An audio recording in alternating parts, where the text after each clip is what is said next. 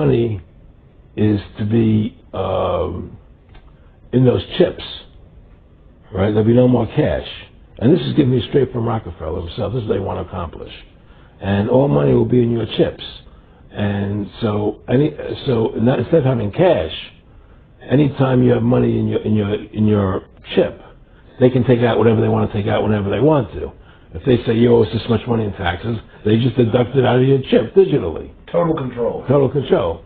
And if you're like me or you, and you're protesting what they're doing, they can just turn off your chip. And you have nothing. You can't buy food. You can't do anything. It's total control of the people. And that chip's connected to a database that has your purchasing records, what you do, what everything. you sell. Everything is in there, you know?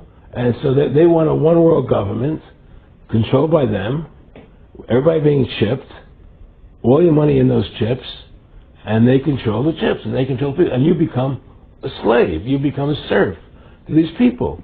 That's their goal. That's their intentions. Eric, can you be specific about when you met Rockefeller, how it happened in these discussions? I met Rockefeller through a female attorney I knew who called me up one day and said, one of the Rockefellers would like to meet you. I had made a video called Mad as Hell, and he'd seen the video and wanted to meet me and knew I was running for governor of Nevada. So sure, I'd love to meet him. And I met him and I liked him, and he was a very, very smart man. And we used to talk and share ideas and thoughts. And he's the one who told me 11 months before 9/11 ever happened that there was going to be an event. He never told me what the event was going to be, but there was going to be an event. And out of that event, we were going to invade Afghanistan to run pipelines from the Caspian Sea. We were going to invade Iraq, you know, to take over the oil fields, establish a base in the Middle East, and make it all part of the New World Order. And we'd go after Chavez in Venezuela. And sure enough, later 9/11 happened. And I remember he was telling me how how you're going to see soldiers looking in caves for people in Afghanistan and Pakistan and all these places. And there's going to be this war on terror, which is no real enemy. And the whole thing is a giant hoax, you know, but it's a way for the government to take over the American people. He told you it was going to be a hoax. Oh, yeah. Oh, yeah. There's no question. He says, there's going to be war on terror. And he's laughing. There's no who are we fighting? I mean, why do you think 9/11 happened and then nothing's happened since then? Do you think that our security is so great here that these people who pulled off 9/11 who were able to, can't knock down another plane? Come on, it's ridiculous. 9/11 was done by people in our own government and our own banking system to perpetuate the fear of the American people into subordinating themselves to anything the government wants them to do. That's what it's about, and to create this war, this endless war on terror. And that's why and that was the first lie. And the next lie was going into Iraq, you know, to get Saddam Hussein out with his weapons of mass destruction. That was the next lie. Now, specifically, this was a little over 6 years ago? This was 11 months before 9/11. Yeah. And Nick Rockefeller, who's a lawyer, he's become your friend over the previous years, and he's saying to you that there's going to be this big event, and then out of that we're going to have a war on terror, and it's just going to go on and on. Right. An endless war on terror without any real enemy. So you can never define a winner. And did he say that it's going to be perfect because you can't define an enemy? It just goes on and on? Yeah, because you can't define a winner. There's no one to beat, so it goes on and on forever. And they can do whatever they want. They scare the hell out of the American public. Look, this whole war on terror is a fraud. It's a farce. It's very difficult to say it out loud because people are intimidated against saying it. Because if you say it, they want to make you into a nutcase. But the truth has to come out. That's why I'm doing this interview. The fact of the matter happens to be that the whole war on terror is a fraud. It's a farce. Then there's a war going on in Iraq because we invaded Iraq.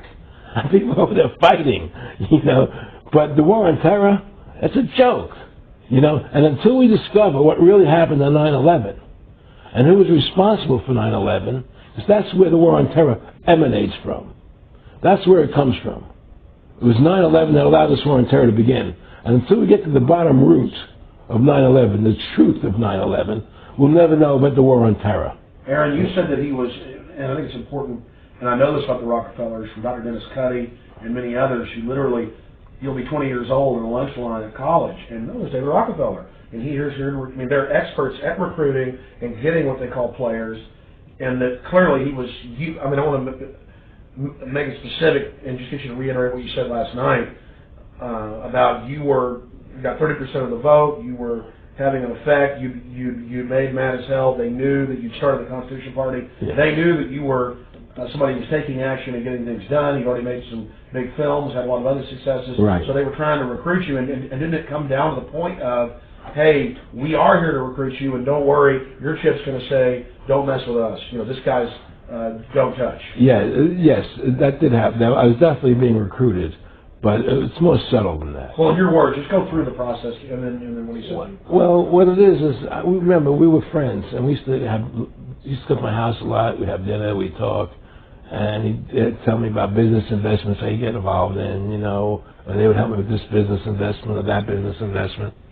And was I interested in joining the Council on Foreign Relations? I would have to get a letter to join them, but was I interested in that? And, just stuff, leading you on. And I used to say to him that I never really did that because that wasn't where I was coming from. As much as I like you, Nick, your ways and my ways we're on the opposite side of the fence. I don't believe in enslaving people, and he would come back with, oh, I do? Or? Well, it would be more like, It's better for them. Well, it's more like, how do I put it? It was like, what do you care about them? What do you care about those people? What difference does it make to you? Take care of your own life.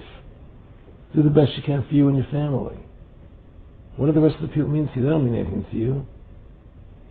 They're just serfs. They're just people. It was just a lack of caring. And that's just not who I was. It was just sort of like cold, it was just like cold, and I used to say to him, what's the point of all this? You have all the money in the world you need, you have all the power you need, what's the point?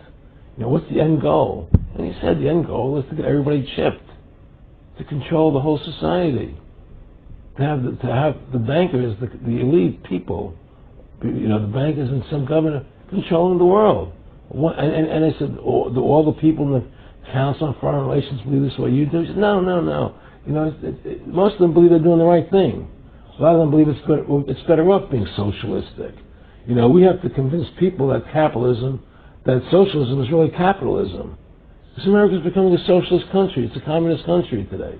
Well, one of the things they told me was that he was at the house one night, and he would talk, and he started laughing. He said, Aaron, what do you think women's liberation was about? And I said, I had pretty conventional thinking about it at that point. I said, I think it's that women have the right to work, getting equal pay with men, just like they won the right to vote. And he started to laugh. He said, you're an idiot.